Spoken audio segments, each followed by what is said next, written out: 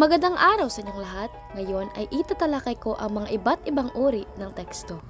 Una, ang tekstong informatibo. Ito ay isang uri ng teksto na naglalahad o nagbabahagi ng mga bago at mahahalagang kaalaman at impormasyon tungkol sa isang tao, bagay, lugar at pangyayari at iba pang maaaring maging paksa.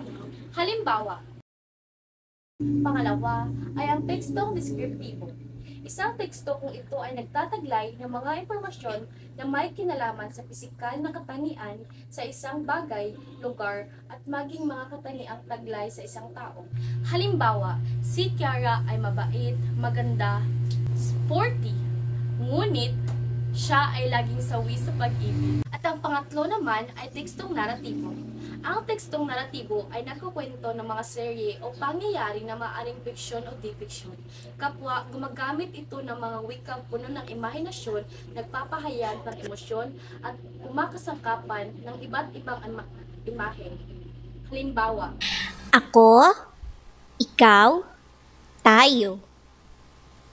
Tayong lahat ay Pilipino. ang pang-apat naman ay tekstong persuasive. Ang persuasive ay isang uri ng teksto na naglalayong ng hihikayat o kumbinsihin ang mga mambabasa sa sumang-ayon sa mga partikular na pananaw. Bangon tayo! Susulong tayo! Babangon tayo!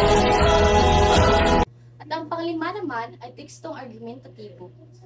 Ito ay isang uri ng teksto na ang pangunahing layunin ay nakapaglalahad ng katuwiran at sa paksang ito ay ang manunulat ay kailangang maipatanggol ang kanilang posisyon sa paksa o isang pinag-uusapan.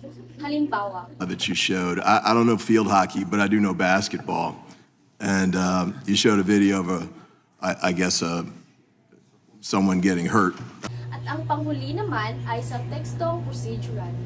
Ang tekstong procedural ay ito ay may malalim na kakayahan sa pagtuturo at magpapadali ng mga komplikadong proseso. Halimbawa, so ito nga po pala ang mga kasangkapan sa pagluluto ng bagoong. Una, meron tayong brown sugar, bawang at sibuyas, at panghuli ay ang bagoong.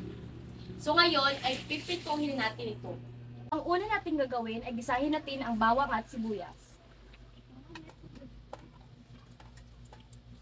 At ang sunod naman ay ilagay natin itong bagoong.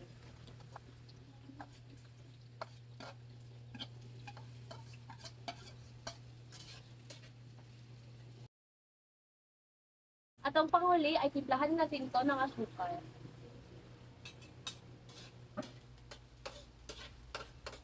So, hayaan muna natin ito ng mga ilang minuto.